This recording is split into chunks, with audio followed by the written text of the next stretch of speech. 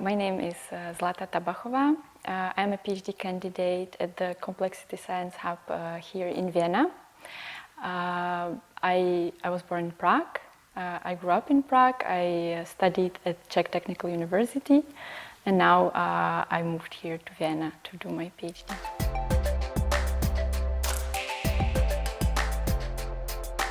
So my beginning was, I would say, totally unrelated to mathematics or physics.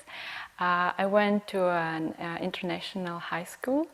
During my studies there, I participated in various festivals where I represented Czech Republic.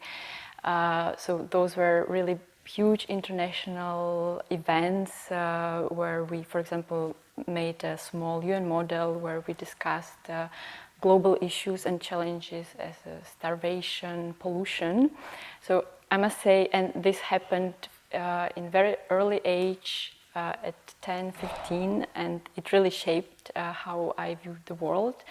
And when I was deciding what to study, I thought that if I should become a good decision maker, I should get like good analytical skills to be able to solve problems, and that made me study mathematics.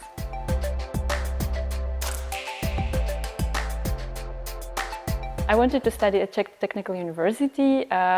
When I was choosing faculties, I ended up with a choice of Faculty of Nuclear Sciences and Physical Engineering, and there I actually ended up at the in the direction of mathematical physics. It's something like a theoretical physics. From very beginning, I felt attached to that direction, where you think about bigger systems that demonstrate some interesting properties, like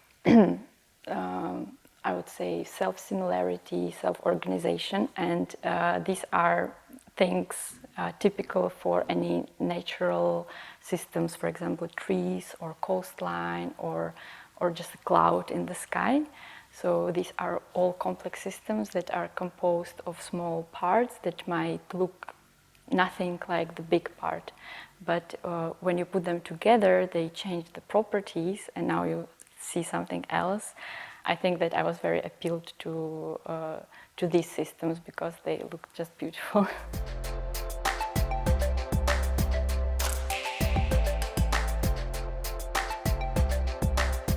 So it's a research institution that strives to be the main research institution in the big data at time of digital technologies, of huge amounts of data.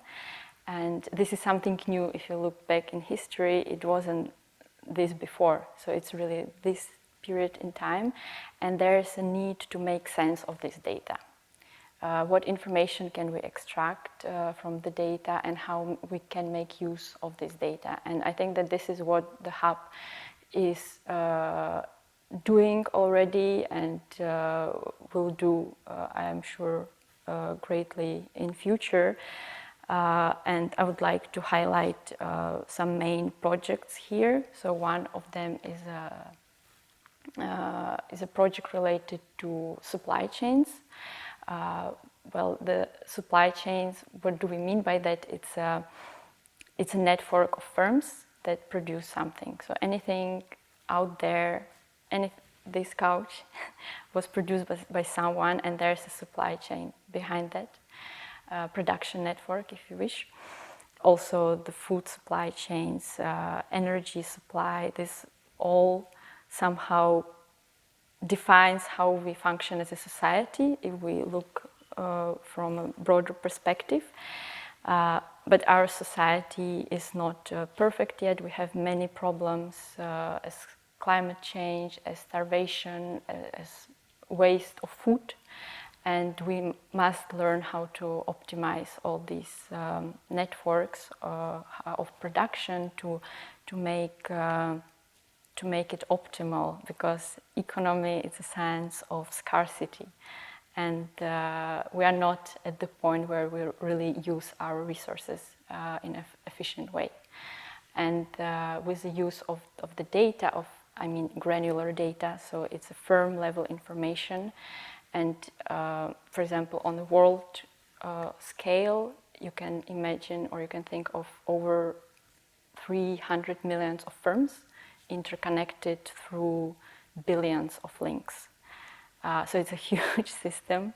This brings you to thoughts about how to process it, how the computational powers. So this is all part of this research to develop efficient methods, how to process the data, also how to get the data. And very important topic here is also the data security, of course.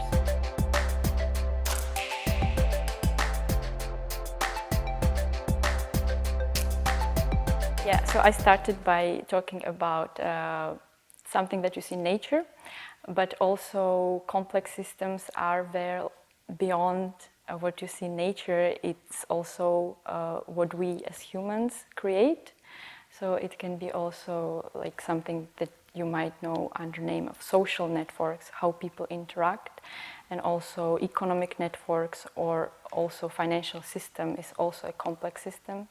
A good example is just a price on the stock market. It's just a random movement.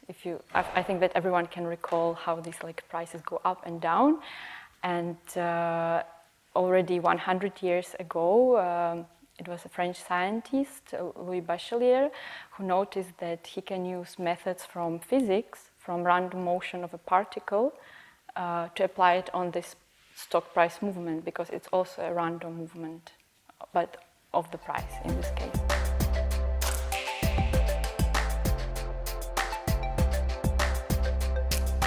My bachelor thesis was already in the topic of complex systems, but in particular with the application on financial world, on financial data. And as a scientist, I got the data and I just applied some methods that I knew from physics.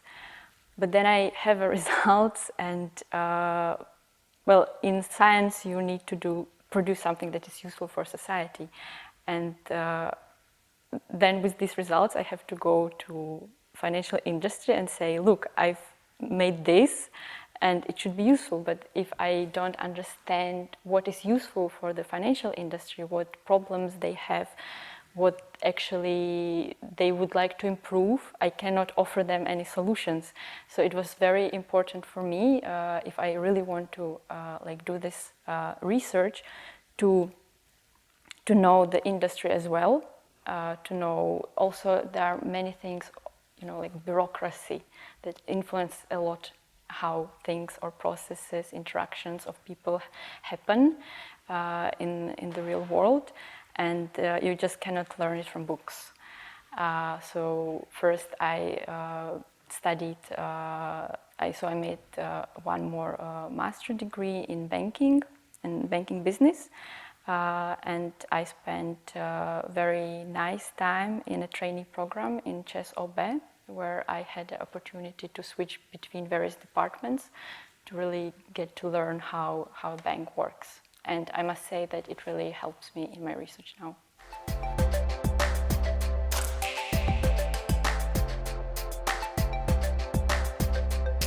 So I must say that I feel really privileged to be here at the Complexity Science Hub, which is a quite new research institute.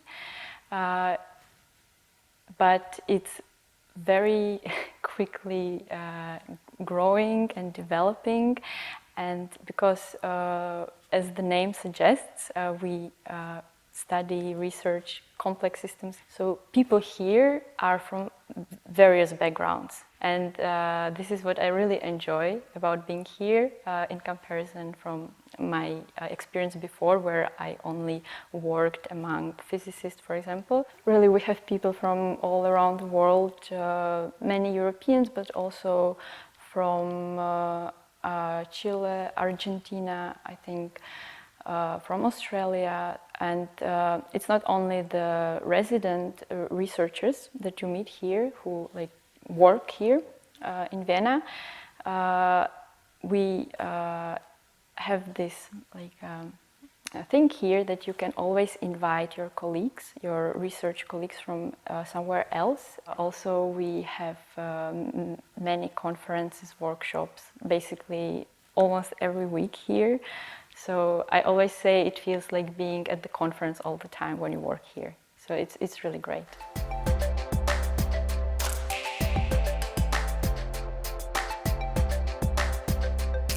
Dancing is the only hobby that I kept because of the scientific work takes a lot of time and energy.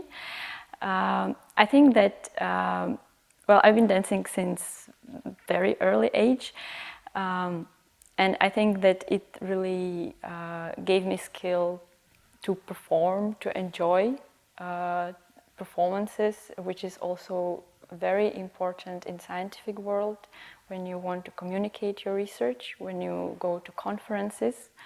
You just need to to make your science appealing to others. And you must understand that when you're at the conference, even though your research is super interesting, but there are other presenters and people get tired after 5 days in a row listening to various topics. So it's important to know how to present nicely, and I really enjoy these things.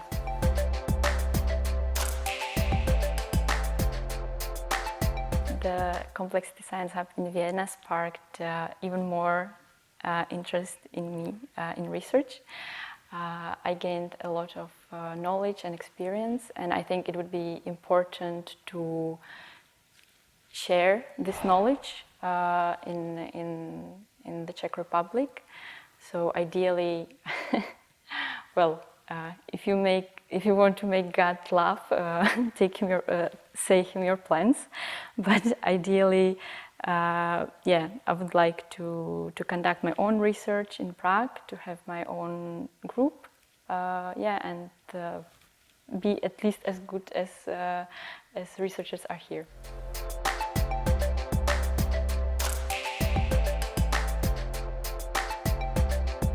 In scientific sense, in research sense, because as I mentioned, we live in a time where we are bumped by a lot of information. We are overwhelmed by knowledge. So I think that it would be important to get the basics right, to understand really, to question the fundamentals of anything that you study, if it's complex systems or in financial world, to learn how to ask questions, not to be afraid to ask questions. Because actually every research project starts with a research question.